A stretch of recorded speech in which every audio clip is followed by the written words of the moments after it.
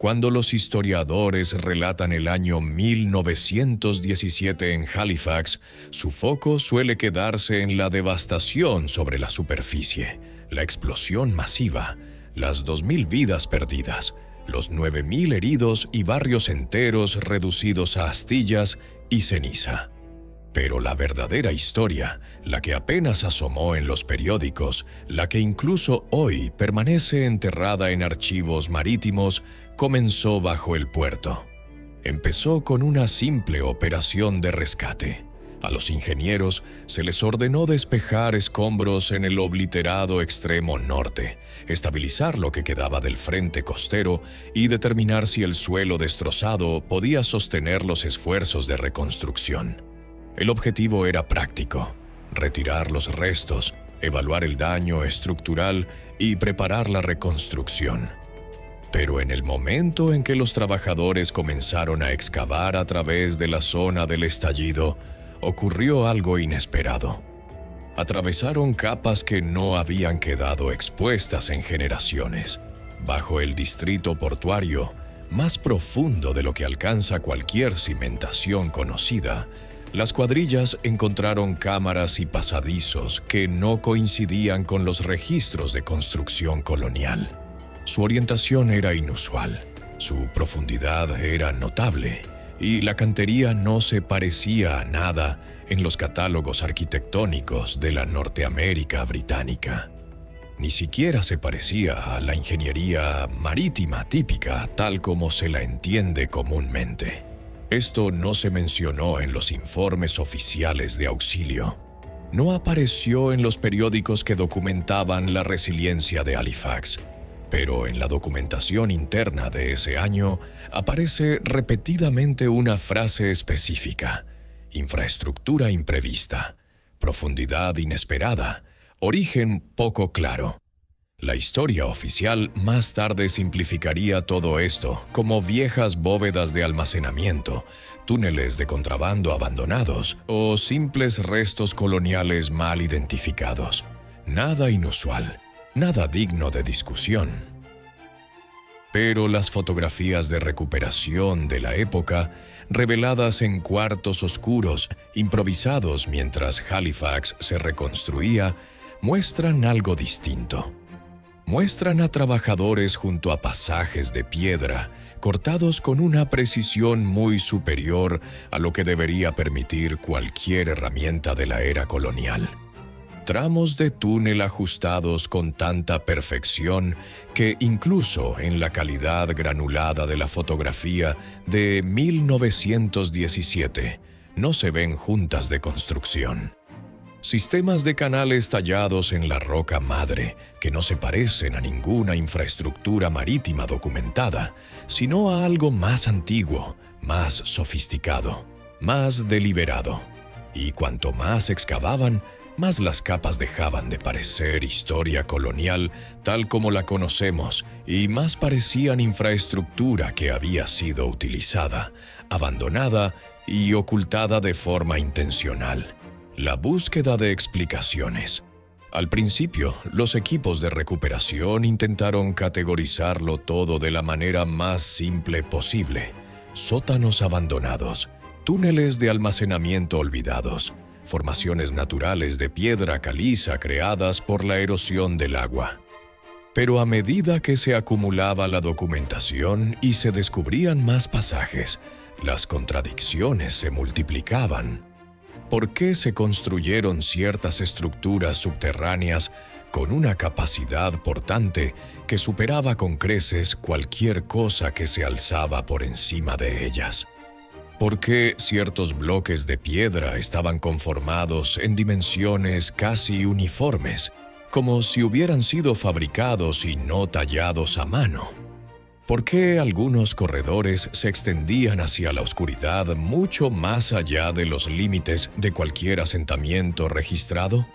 Y la pregunta que inquietó incluso a los ingenieros más experimentados: ¿por qué estas estructuras eran tan extensas? Halifax en 1917 era una ciudad portuaria modesta. Sin embargo, la red subterránea bajo partes del distrito del puerto parecía diseñada para algo inmensamente mayor que almacenes y edificios mercantiles. Las cuadrillas de recuperación reconocieron en voz baja entre ellas que la escala y la precisión no encajaban con ningún registro colonial o precolonial. Y aunque ninguno estaba usando términos como civilizaciones olvidadas, estaban reconociendo algo igual de perturbador. Alguien había construido bajo este suelo antes. No simple almacenamiento, no rutas de contrabando, sino infraestructura, el silencio creciente. A medida que los registros se multiplicaban, también lo hacía el silencio. Los informes se volvieron más cortos, las descripciones se volvieron vagas, las fotografías dejaron de mostrar las perspectivas más amplias de los hallazgos. Y luego, a finales de 1918, los sitios de excavación se sellaron parcialmente otra vez. Se rellenaron donde fue necesario para la reconstrucción, y gran parte de lo que había quedado expuesto volvió a la oscuridad. Solo sobreviven fragmentos, documentación, varias fotografías y los relatos apagados de archivistas que examinaron los expedientes antes de que algunos desaparecieran. Pero incluso a partir de lo que perdura, se hace visible un patrón. Pasajes demasiado uniformes para cualquier asentamiento colonial documentado. Cantería demasiado precisa para la cronología aceptada. Técnicas constructivas que parecen heredadas. Cimientos que parecen pertenecer a una era de edificación completamente distinta. Las capas bajo el puerto. Cuando las cuadrillas de recuperación avanzaron más allá de los estratos iniciales reconocibles bajo el extremo norte de Halifax, los supuestos eran sencillos. Anticipaban encontrar roca madre natural, quizá algo de construcción colonial abandonada y escombros dispersos de los primeros asentamientos. Nada peculiar, nada excepcional. Pero en cuestión de semanas esa premisa se desintegró, porque en lugar de una progresión clara de capas geológicas e históricas, las cuadrillas desenterraron una sucesión de estratos arquitectónicos que no funcionaban como se supone que deben funcionar las capas de un asentamiento costero ordinario.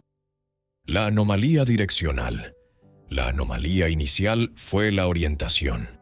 Cada capa, colonial, precolonial y lo que existiera debajo, parecía mantener el mismo rumbo direccional, los mismos ángulos, el mismo marco geométrico. Épocas distintas no deberían mostrar eso. Constructores distintos, propósitos distintos, décadas o siglos distintos. No construyen en una alineación impecable con estructuras levantadas generaciones antes. Y, sin embargo, bajo el frente costero de Halifax, lo hicieron. Cámaras de un periodo colocadas exactamente sobre cámaras de otro.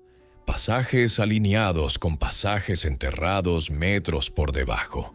Muros estructurales que mantenían la misma trayectoria incluso cuando estaban separados por décadas indeterminadas. Era como si cada grupo que alguna vez construyó en este suelo estuviera siguiendo un diseño original, uno que ya no aparece en ninguna documentación histórica. Ingeniería más allá de la cronología.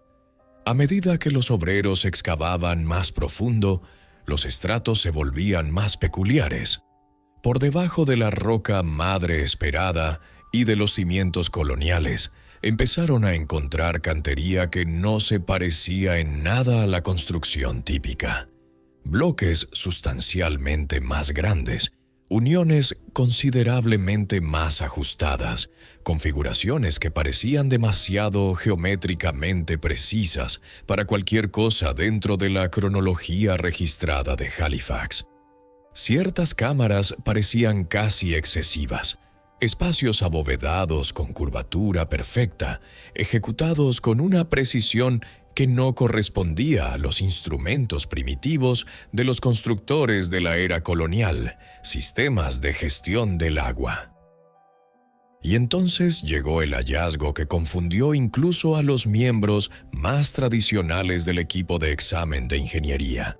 Infraestructura sofisticada de gestión del agua, sistemas de canales con nivelación precisa, mecanismos de drenaje con construcción calificada para presión, cámaras de reservorio con funciones de control de flujo.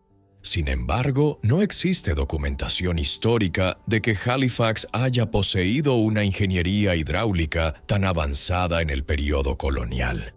No hay planos que indiquen sistemas de agua complejos bajo esos lugares específicos. Nada que explique por qué porciones sustanciales de la infraestructura más profunda parecen diseñadas para una gestión del agua muy por encima de un simple drenaje o almacenamiento. Las imágenes de recuperación captadas en 1917 y 1918 lo demuestran de manera inconfundible. Obreros junto a canales tan precisamente cortados que los hombres parecen toscos en comparación. Conductos de piedra tallados con tal exactitud que incluso ingenieros civiles contemporáneos examinan las fotografías de archivo con asombro. Pendientes y conexiones que se asemejan a infraestructura moderna mucho más que a cualquier cosa atribuida al Halifax colonial, lo que no apareció en los archivos. Pero el detalle más inquietante no fue lo que emergió en las fotografías, fue lo que no emergió en los registros oficiales. Los informes autorizados redactados en los años posteriores a la recuperación apenas hacen referencia a estas características. Ciertas ilustraciones excluyen por completo los pasajes más profundos. Capas particulares de infraestructura se condensan con terminología indefinida como cimientos anteriores o formaciones naturales. Aunque las fotografías demuestran que eran mucho más intrincadas que eso. El silencio es difícil de pasar por alto porque si estos estratos inferiores pertenecen realmente a periodos históricos reconocidos, ¿por qué no se los describió en detalle? ¿Por qué no se registraron minuciosamente los métodos constructivos excepcionales? ¿Por qué las fotografías se dispersaron por repositorios marítimos en vez de compilarse en un solo documento federal? Incluso ciertas superficies de piedra generaban preocupación. Bordes demasiado precisos, canales demasiado uniformes, marcas que parecían menos el resultado de un tallado manual y más de un trabajo de precisión. Un trabajo que, según la cronología convencional, no existía cuando esos pasajes supuestamente fueron construidos, la infraestructura que no debería existir. Lo que revelaron las cuadrillas de recuperación fueron estructuras que no correspondían a la construcción colonial británica, no correspondían a los patrones de asentamiento franceses y ni siquiera correspondían entre sí en términos convencionales. En cambio, constituían un vocabulario de ingeniería peculiar, uno que parecía originarse en múltiples periodos y, sin embargo, de algún modo se mantenía cohesivo, orientado e imposiblemente exacto. Cámaras geométricamente perfectas. La sorpresa inicial llegó con las propias cámaras. No eran sótanos de almacenamiento primitivos ni redes de cuevas confinadas. Eran espacios geométricamente precisos, cámaras conformadas con proporciones exactas, arcos que preservaban su curva de manera impecable y bóvedas de piedra dispuestas con una coherencia casi como los restos de un plan maestro que ya no existe en ningún repositorio. Algunas cámaras estaban selladas por completo, rellenas con escombros del estallido tan compactos que los obreros asumieron que habían llegado a la roca madre natural. Pero una vez abiertas, revelaban interiores que parecían no haber sido perturbados desde el momento en que fueron cerradas. Muros refinados, ensamblajes de piedra y configuraciones constructivas que generaban más misterios que soluciones. Estructuras circulares masivas de piedra. Y entonces llegó la característica que aún hoy desconcierta a los investigadores: las estructuras circulares masivas de piedra. Más tarde fueron identificadas como viejos sistemas o pozos de almacenamiento, pero nada en ellas corresponde a la ingeniería colonial característica ni al almacenamiento rudimentario de agua. Eran demasiado equilibradas, demasiado profundas y demasiado perfectamente circulares, como si hubieran sido talladas con instrumentos capaces de sostener una curvatura perfecta. Algunas estructuras eran lo bastante amplias como para que varios hombres estuvieran dentro. Otras contenían rasgos internos que sugerían propósitos mecánicos. Los obreros de 1917 las describieron en correspondencia personal como recipientes diseñados, no pozos, sino construcciones con una función específica, aunque nadie podía precisar cuál podía haber sido esa función. Diseño, por tanto, anómalo. Otra rareza surgió en la construcción de ciertos sistemas de soporte. No eran meros cimientos coloniales básicos. Muchos estaban diseñados con una capacidad portante que no tenía sentido arquitectónico para los edificios modestos que habían estado encima. Esto generaba una posibilidad inquietante. Las estructuras del frente costero quizá no descansaban únicamente sobre roca madre natural.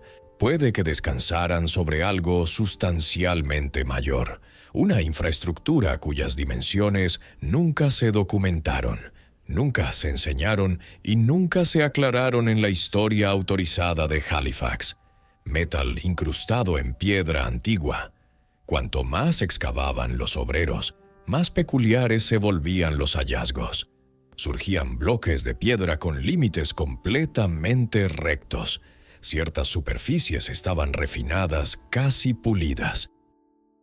Otras mostraban canales tallados con precisión tan limpia que los canteros contemporáneos todavía debaten qué herramientas podrían haberlos creado.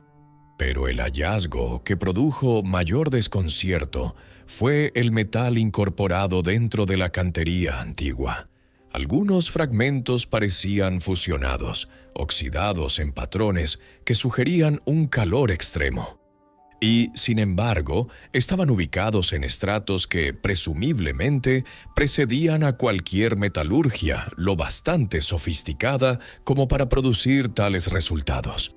La explicación autorizada ofrecida después fue que se trataba de restos de barcos por la explosión. Herrajes metálicos coloniales. Pero eso no explica por qué el metal aparece dentro de las piedras en patrones no dispersos al azar, sino colocados, organizados como si la piedra hubiera sido moldeada alrededor de él. Ese tipo de resultado exige temperaturas que superan con creces el trabajo típico de fragua. Superan con creces la metalurgia colonial y superan con creces cualquier cosa documentada en la historia marítima. La red subterránea organizada. Poco después de estos hallazgos, empezó a ocurrir algo peculiar. Se revelaban cámaras, se rellenaban pasajes, porciones profundas de los lugares se aislaban de excavaciones posteriores. Parte de esto fue designado formalmente como asuntos de seguridad estructural necesarios para estabilizar el frente costero devastado. Pero las decisiones sobre qué cámaras revelar primero y qué secciones cerrar provocaron en privado preguntas discretas entre testigos, porque los pasajes que se cerraban con rapidez eran invariablemente los que más desafiaban la cronología autorizada. Las estructuras talladas con perfección, los sofisticados sistemas de gestión del agua, las inusuales inclusiones metálicas, los pasajes diseñados que parecían extenderse mucho más allá del área de excavación. Estos pasajes fueron posiblemente el descubrimiento más enigmático de todos. No eran túneles improvisados. Eran componentes de una configuración sistemática, una red de corredores que parecía menos almacenamiento y más infraestructura. Orientada, calculada, organizada como si una vez hubiera conectado con un sistema subterráneo sustancialmente mayor. Uno que se extendía bajo el puerto mucho antes de que cualquier asentamiento que reconozcamos hubiera ocupado la superficie. Y, sin embargo, casi tan rápido como fueron revelados, muchos fueron sellados otra vez. Sus aberturas obstruidas, su propósito sin explorar, su presencia eliminada silenciosamente de los planos posteriores de reconstrucción. La detención deliberada. Cuando examinas los meses finales de las operaciones de recuperación desde 1917 a 1918, algo se vuelve imposible de ignorar. Las iniciativas no concluyeron. Fueron detenidas. No finalizadas, no terminadas, detenidas. Cuanto más avanzaban las cuadrillas de recuperación, más cambiaba el carácter de su documentación. Las entradas iniciales eran seguras, casi procedimentales, pero hacia el final el lenguaje se volvió cauteloso, indefinido y extrañamente incompleto, como si alguien más controlara de repente lo que podía registrarse, las cámaras finales. Y aquí es donde comienza el misterio definitivo, porque las cámaras finales a las que accedieron bajo el frente costero de Halifax no eran típicas. No eran geológicas, no eran restos coloniales, ni siquiera eran clasificables. Eran algo completamente distinto. Varios relatos, los pocos que persistieron, describían una cantería que cambiaba abruptamente de lo reconocible a lo inexplicable. Muros con uniones tan ajustadas que no podías insertar una hoja entre ellas. Pasajes curvos formados con una exactitud que el Halifax de la era colonial no estaba destinado a poseer.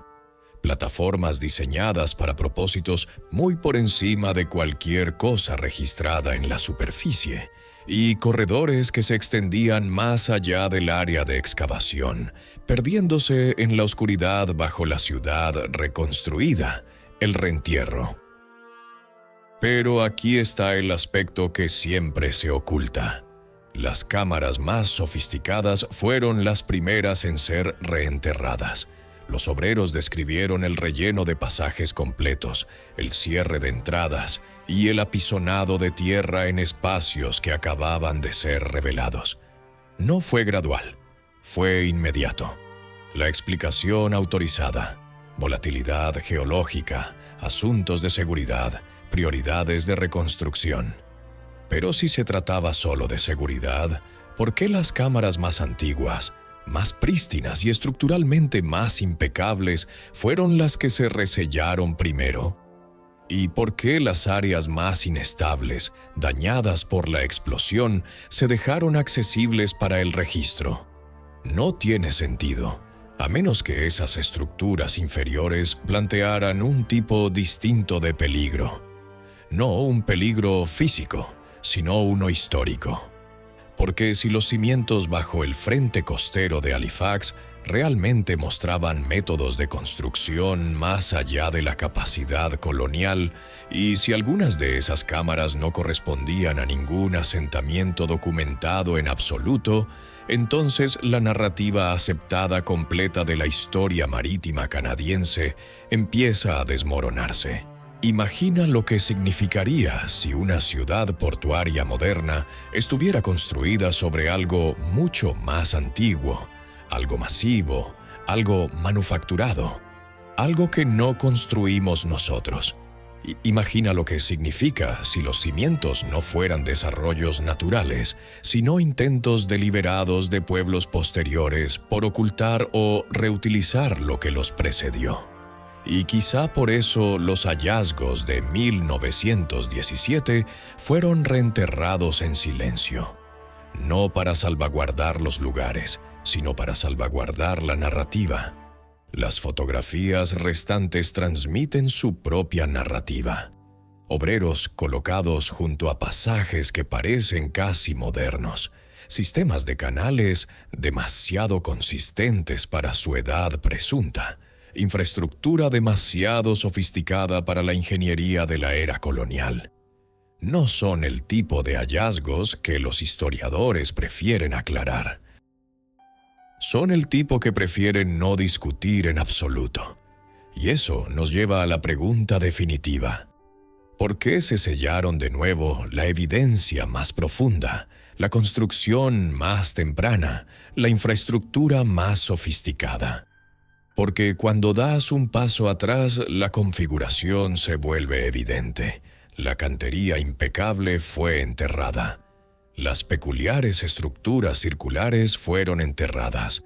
Los pasajes inexplicables fueron enterrados. Los sofisticados sistemas de agua fueron enterrados. Los componentes metálicos incrustados fueron enterrados. E incluso partes de la documentación fotográfica desaparecieron, casi como si la recuperación hubiera revelado inadvertidamente un capítulo de la historia que no debía salir a la luz. Un capítulo más antiguo que el asentamiento británico, más antiguo que la colonización francesa, más antiguo que la narrativa que nos dieron. Y por un breve instante, en 1917, la explosión abrió el suelo lo suficiente como para revelarlo. Pero en lugar de examinarlo, lo cerraron otra vez, lo sellaron, lo rellenaron y lo olvidaron, o lo intentaron. Porque si Halifax se alza sobre estructuras erigidas por una civilización que ya no reconocemos, entonces la verdadera pregunta no es lo que se reveló en 1917, es qué más permanece bajo las ciudades portuarias del mundo.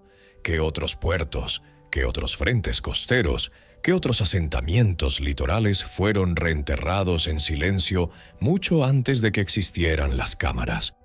La excavación de Halifax de 1917 no fue solo una operación de recuperación. Fue un vistazo, un breve vistazo involuntario a una versión de la historia que nunca se suponía que presenciáramos.